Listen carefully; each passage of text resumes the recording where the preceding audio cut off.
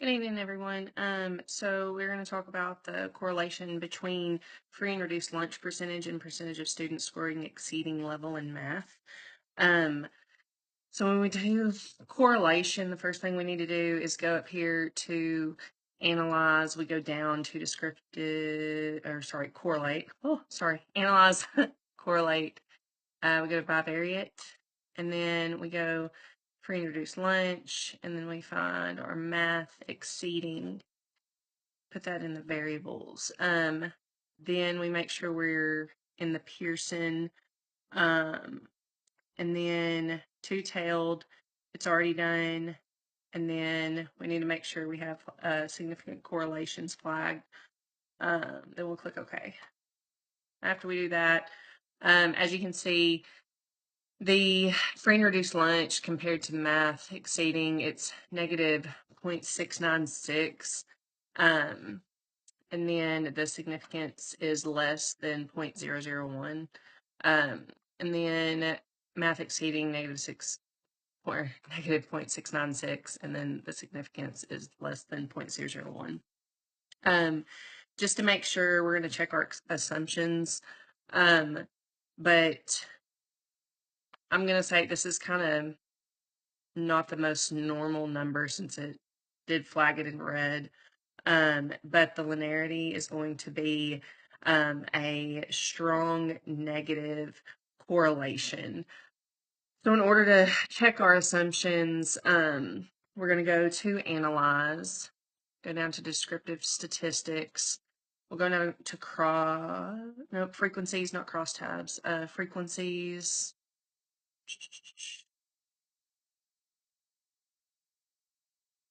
Frequencies, not down, up.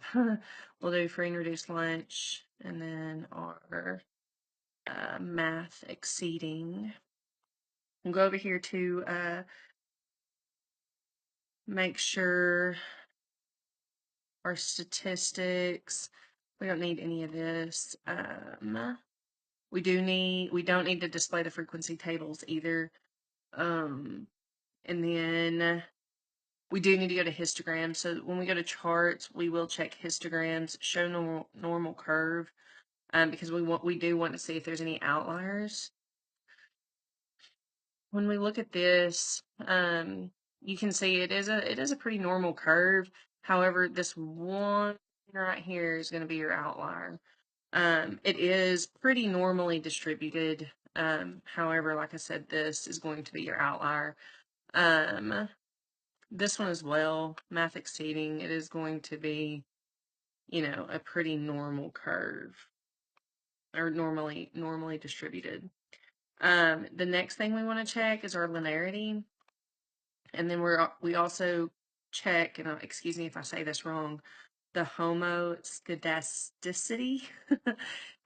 So we go to graphs this time, and we're gonna actually build a chart in a way. So when we do this, we want to go down here to scatter dot and do the scatter plot. So I think we move that up there. We'll go to free and reduced lunch. It doesn't matter where. And then our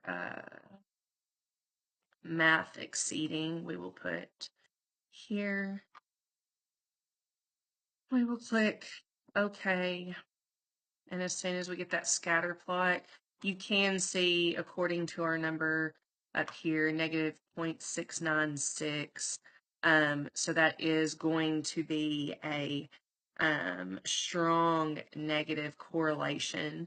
And then, like in one of the videos, if you were to put a line right down the middle of this scatter plot and then draw a circle, or an oval per se, it would be pretty even on both sides of that line as far as where the scatter where the dots are on that plot. So the homoscedasticity is there. There's also another way to make sure to see if we're doing this correctly.